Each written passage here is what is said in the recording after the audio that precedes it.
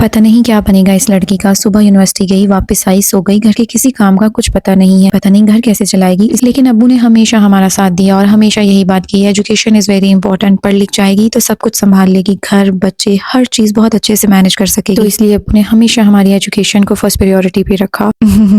और हर बाप की लाडली को घर तो संभालना है, खाना बनाना है, बर्तन धोने हैं, और अगर इनकेस बेटे की शादी बाहर हो जाए तो सब कुछ मैनेज करना पड़ता है, जॉब भी, घर भी, बच्चे भी, हस्बैंड भी। और मैं अपनी इस रिस्पॉन्सिबिलिटी से कभी डिनाई नहीं करती। और मैं ये भी जानती हूँ कि बहुत सारे कमेंट्स दोबारा से मुझे आना शुरू हो जाएंगे कि ये लड़की तो हर टाइम घर की मेड बनी रहती है। हाँ, मैं बनती हूँ अपनी घर की मेड, मुझे अपने घर की सफाई करना बहुत अच्छा लगता है। और अब पाकिस्तान जाने में सिर्फ 2 दिन बाकी थे, मुझे घर की डीप क्लीनिंग करनी थी। वैसे तो मैं हर वीक क्लीन करती हूँ, लेकिन इस दफा रमजान में इतना ज्यादा बिजी हो गया था कि डीप क्लीन किए हुए 2 वीक से ज्यादा हो गए थे। फ्रिज बहुत गंदी हो गई हुई थी, तो सोचा आज मैंने बहुत डीप क्लीन करना है। बाहर से काफी ज्यादा ग्रोसरी ला के रखी हुई थी, जिसे जिसे बहुत ज्यादा डीप क्लीन किया, पूरी की पूरी शेल्फ्स उठाई, बास्केट, फ्रूट बास्केट, एवरीथिंग मैंने नीट किया। अब टाइम मेरे पास बहुत ज्यादा कम था क्योंकि मैंने बच्चों को स्कूल से पिक करना था और उस्मान गए हुए थे। मेरी बार बार नजर घड़ी पे जा रही थी। मैंने कहा चलो अब 5 मिनट और रहते हैं, तो मैं जल्दी से अपना स्टोव भी क्लियर करके फिर जाती हूँ।